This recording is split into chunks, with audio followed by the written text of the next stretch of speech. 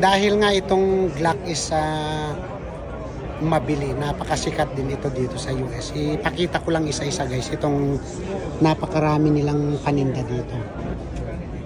Ito yung Glock 44 429.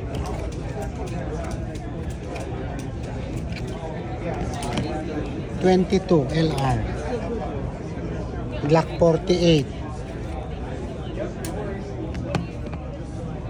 649 9mm.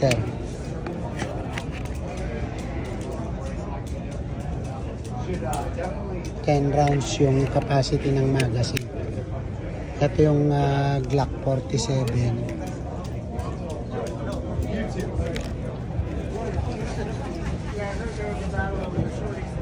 optic ready. Glock 41. Ayan. Malaki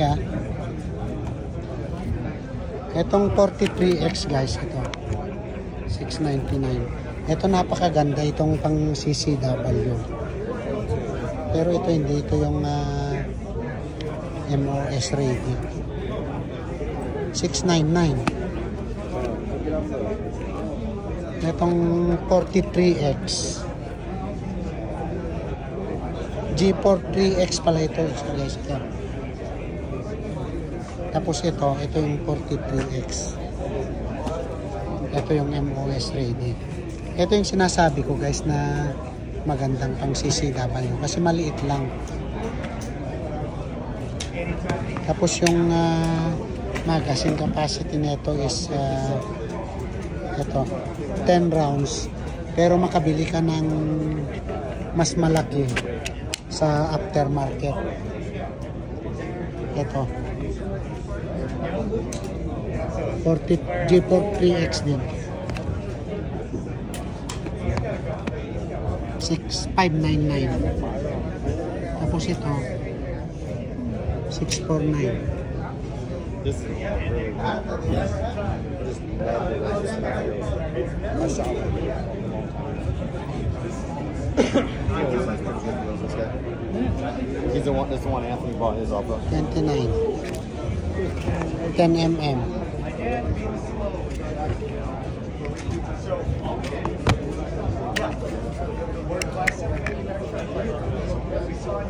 Ten rounds din yung capacity niya.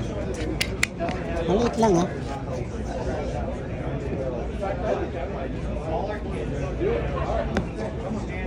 Ito 10mm din. Ito yung Glock 29 SF.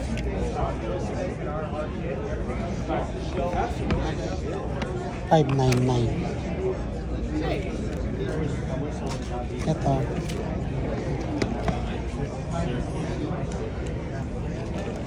Ito mas maliit ulit ito.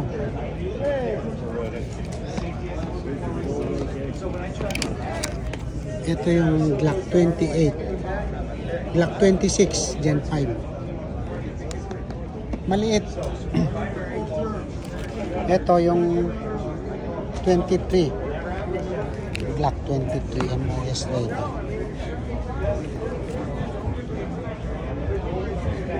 Etong Glock 23 guys is parang kasinlaki ng 19 din, pero ito kasi 40SW Glock 23. Ito yung Glock 20, napakalaki. Glock 19 Gen 5.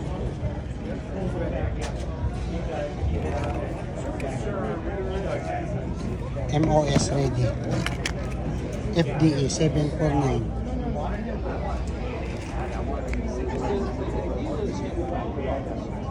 Glock 19 Gen 5 799. Pero threaded barrel.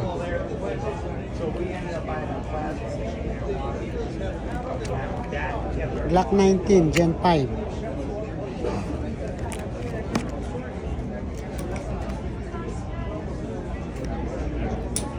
Threaded barrel din. 629. Ito, Glock 19 din. Gen 5. 599. Oh, mas mura ito guys kasi wala siyang hindi siya MOS rated. Oh, meron palang kwanto. Threaded. Ito wala. 599. Ito 19 Gen 3. This is Glock 19 Gen 3 599.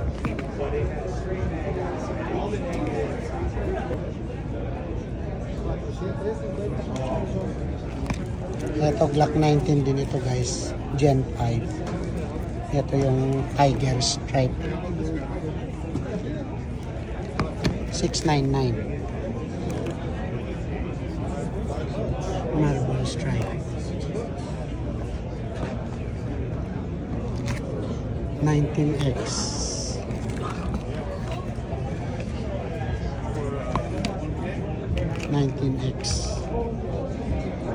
MOS. Meron siyang threaded barrel. 749. And this is the 19X din, 749. Pero ito yung design niya.